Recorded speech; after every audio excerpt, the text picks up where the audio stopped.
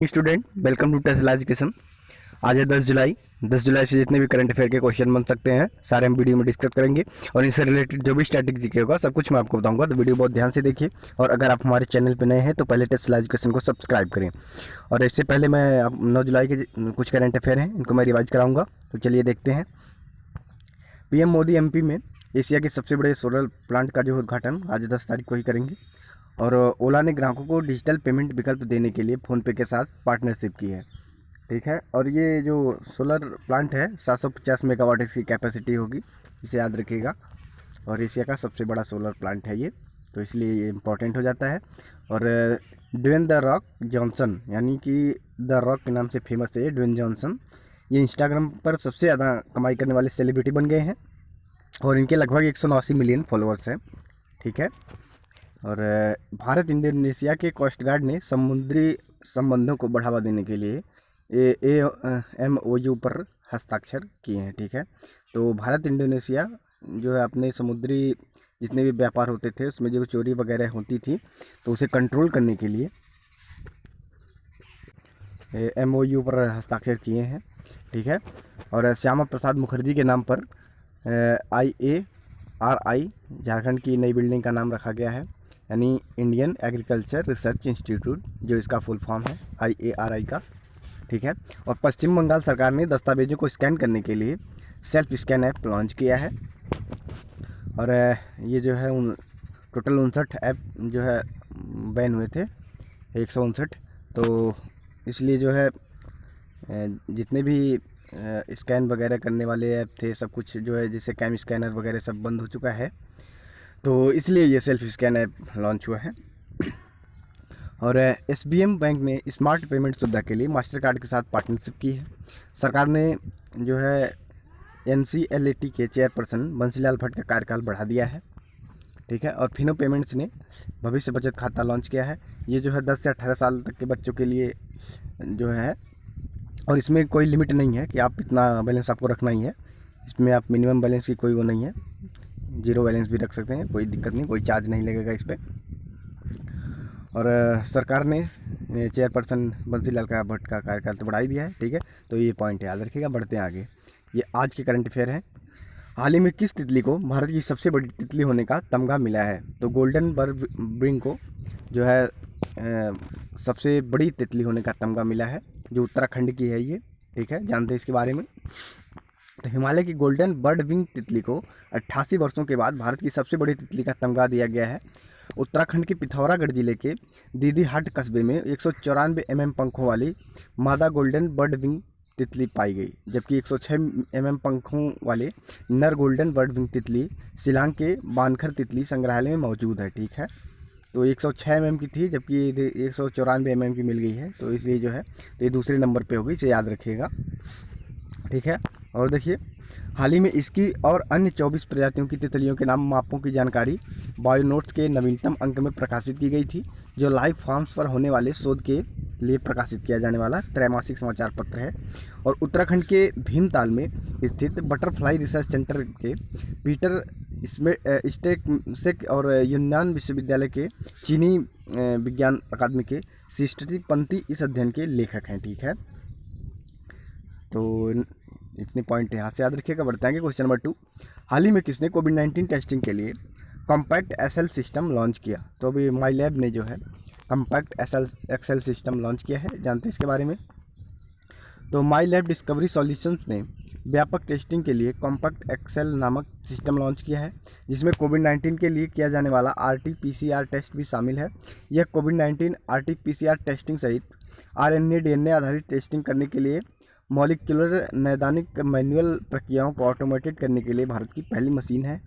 इस प्रणाली को मैन पावर की आवश्यकता को कम करने के लिए डिज़ाइन किया गया है और इससे प्रतिदिन 96 से 1000 प्लस नमूनों के नतीजे प्राप्त करने के लिए कई प्रणालियों को एक साथ नेटवर्क के साथ जोड़ा जा सकता है। ठीक है, तो माई लैब डिस्कवरी सॉल्यूशंस के कार्यकारी निदेशक कौन है? इनका नाम भी यहाँ से इंपॉर्टेंट हो जाता है, शैलेंद्र कवाड़े हैं। ठीक है, और माई लैब डिस्कवरी सॉल्यूशंस के प्रबंध निदेशक कौन है? हसमुख रावल। ये दोनों नाम यहाँ से इंपॉर्टेंट हो जाते हैं, याद रखिएगा। क्वेश्चन नंबर 3 क्या है? AIIB ने L&T इंफ्रा फाइनेंस लिमिटेड को विभिन्न परियोजनाओं के लिए कितने $1 मिलियन दिए? तो अभी $100 मिलियन देने का निर्णय लिया गया है, जिसमें पहली किस्त $50 मिलियन की है जो मिल चुकी है एल&टी को। जानते हैं इसके बारे में। एशियन इंफ्रास्ट्रक्चर इन्वेस्टमेंट बैंक यानी AIIB ने एल&टी इंफ्रास्ट्रक्चर फाइनेंस लिमिटेड को $50 मिलियन का ऋण देने की घोषणा की है। ठीक है, अभी ये 50 मिलियन मिल गया है, 50 मिलियन और मिलेगा, टोटल 100 मिलियन की उस पर समझौता हुआ था। तो यह राशि देने में अक्षय ऊर्जा परियोजनाओं को वित्त पोषण के लिए एल&टी इंफ्रास्ट्रक्चर फाइनेंस लिमिटेड को $100 मिलियन के ऋण समझौते के तहत दी गई पहली किस्त है। इस ऋण को भारत में बड़ी और मध्यम स्तर की जो है पवन और सौर ऊर्जा परियोजनाओं के लिए ऋण देने के लिए बीजिंग आधारित बहुपक्षीय विकास बैंक द्वारा बढ़ाया गया है। ठीक है, और एशियन इंफ्रास्ट्रक्चर इन्वेस्टमेंट बैंक ने AIIB द्वारा एल&टी फाइनेंस होल्डिंग की इकाई के लिए मंजूर किया गया $100 मिलियन का ऋण भारत में जो है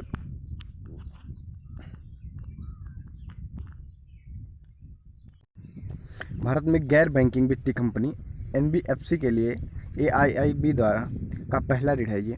और एल&टी फाइनेंस होल्डिंग के प्रबंध निदेशक और CEO कौन है? दीनानाथ दुवासी, इनका नाम भी यहाँ से इंपॉर्टेंट हो जाता है।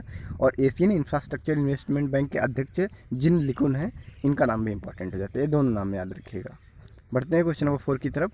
हाल ही में सुशील गौड़ का निधन हुआ, वह थे, तो वह एक अभिनेता थे और उनका निधन हो गया है। कन्नड़ अभिनेता थे, जानते हैं इसके बारे में। तो कन्नड़ टीवी अभिनेता सुशील गौड़ा का निधन हुआ। उन्होंने 2015 में कन्नड़ टेलीविज़न धारावाहिक से अपना करियर शुरू करने के साथ साथ कन्नड़ की 1 या 2 फिल्मों में भी अभिनय किया था। उन्होंने धारावाहिक अंतपुरा में निभाई एक भूमिका को सीढ़ी बनाकर कन्नड़ फिल्म उद्योग में कदम रखा था। वह अभिनेता के अलावा फिटनेस ट्रेनर भी थे। ठीक है, ये भी याद रखिएगा। बढ़ते हैं क्वेश्चन नंबर 5 की तरफ। मालदीव के साथ साथ कौन सा देश चेचक और खसरे से निजात 2023 तक के उन्मूलन लक्ष्य से पहले हासिल किया? तो श्रीलंका और मालदीव, ये 2023 तक इनका लक्ष्य था, जबकि इससे पहले इन्होंने इसे ख़त्म कर दिया इस बीमारी को। जानते हैं इसके बारे में। तो विश्व स्वास्थ्य संगठन यानी WHO के अनुसार दक्षिण पूर्व एशियाई क्षेत्र यानी साउथ ईस्ट एशियन रीजन के 2 देश मालदीव और श्रीलंका की चेचक और खसरे को अपने लक्ष्य से पहले खत्म करने वाले देश के रूप में पुष्टि की गई है। इसके साथ ही अब मालदीव और श्रीलंका WHO दक्षिण पूर्व एशिया क्षेत्र के ऐसे पहले 2 देश बन गए हैं जिन्होंने 2023 तक चेचक और खसरा के उन्मूलन का लक्ष्य समय से पहले हासिल कर लिया। मालदीव में चेचक का अंतिम केस साल 2009 में और खसरे का अक्टूबर 2015 में सामने आया था, जबकि श्रीलंका में चेचक का अंतिम मामला मई वर्ष 2016 में और खसरे का मार्च 2017 में आया था। ठीक है, और श्रीलंका के राष्ट्रपति गोताबाया राजपक्षे हैं, श्रीलंका के प्रधानमंत्री महिंद्रा राजपक्षे और श्रीलंका की राजधानी जयवर्धनपुरा कोट्टे है। ठीक है, इसे याद रखिएगा। और श्रीलंका की जो करेंसी है रुपया है। और मालदीव के राष्ट्रपति कौन है? इब्राहिम मोहम्मद सोरी। और मालदीव की राजधानी माले है। और मालदीव की मुद्रा क्या है? मालदीवी रुपया है, तो इसे याद रखिएगा। क्वेश्चन नंबर 6 क्या है? किस देश ने WHO से आधिकारिक रूप से अलग होने का ऐलान किया? तो अभी अमेरिका WHO से आधिकारिक रूप से अलग होने का ऐलान कर दिया है। और क्योंकि ये चाइनीज़ कोविड-19 के जो केसेस थे, इसका डाटा जो है WHO ने छिपाया था, ये इल्ज़ाम जो है अमेरिका इस पर लगाता आया है। इसी को लेकर जो है ये अपना रिश्ता ख़त्म किया इससे। जानते हैं इसके बारे में। तो अमेरिका ने 6 जुलाई 2021 को विश्व स्वास्थ्य संगठन से आधिकारिक तौर पर अलग होने का ऐलान कर दिया है। अमेरिका को WHO से अलग होने की प्रस्तावित प्रक्रिया 6 जुलाई 2020 से अमेरिका के मंत्री माइक पोम्पियो द्वारा हस्ताक्षरित एक पत्र के साथ शुरू हो गई थी। इसे प्रभावी होने में 1 साल का समय लगेगा। और हालांकि अप्रैल से ही फंडिंग वगैरह बंद कर दी अमेरिका ने WHO को। और ट्रंप प्रशासन द्वारा की गई इस संबंधों की समीक्षा के बाद अमेरिका ने अप्रैल में WHO को वित्तीय सहायता देना बंद कर दिया। और राष्ट्रपति डोनाल्ड ट्रंप लगभग 1 महीने के बाद WHO के रिश्ते ख़त्म करने की घोषणा की थी। और WHO का हेडक्वार्टर जिनेवा स्विट्जरलैंड में है और इसके महानिदेशक टेड्रोस अधानोम है। इनका नाम भी यहाँ से इंपॉर्टेंट हो जाता है, इसे याद रखिएगा। क्वेश्चन नंबर 7 क्या है? विश्व बैंक गंगा को स्वच्छ और निर्मल बनाने के लिए भारत सरकार को कितने $1 मिलियन का ऋण देने का फैसला किया?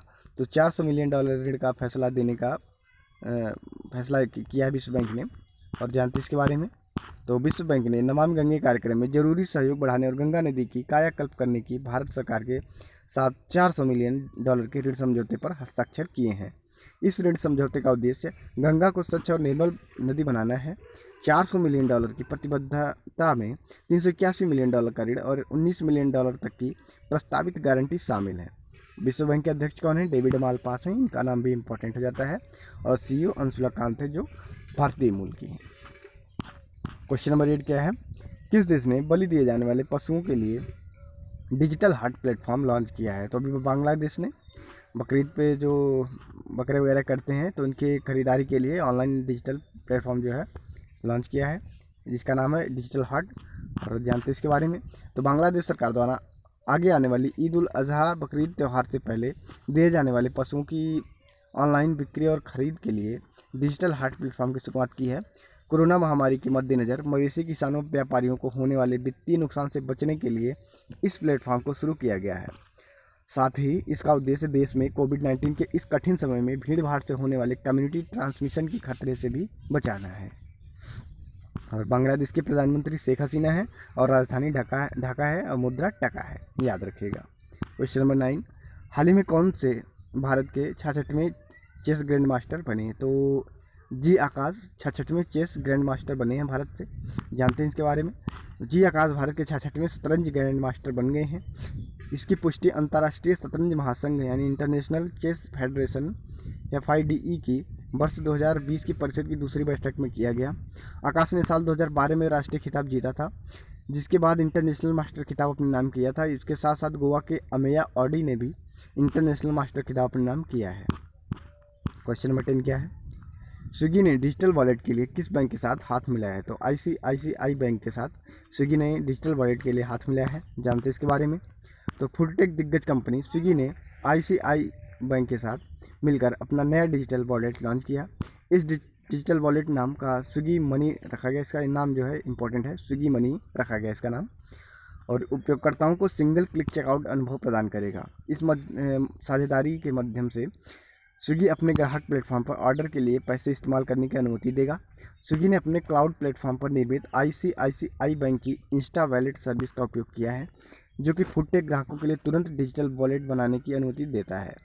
यह सेवा उन ग्राहकों के लिए भी होगी जिनका खाता ICICI बैंक के साथ नहीं है, हालांकि इसके लिए उन्हें कोई भी एक सरकारी ID देना अनिवार्य होगा।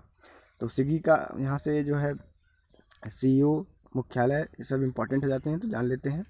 तो स्विगी का हेडक्वार्टर बेंगलुरु कर्नाटक में है और स्विगी के जो CEO हैं वो श्री हर्ष मैजटी हैं, इनको याद रखिएगा। और ICICI बैंक का जो हेडक्वार्टर मुंबई महाराष्ट्र में और इसके CEO संदीप बख्शी हैं, इनका नाम भी याद रखिएगा। और केंद्रीय इस्पात और पेट्रोलियम प्राकृतिक गैस मंत्री धर्मेंद्र प्रधान द्वारा पंजाब की मंडी गोविंदगढ़ में continuous galvanised rubber production facility centre का उद्घाटन किया गया है, इसे भी याद रखिएगा। तो thank you, thanks for watching Tesla education.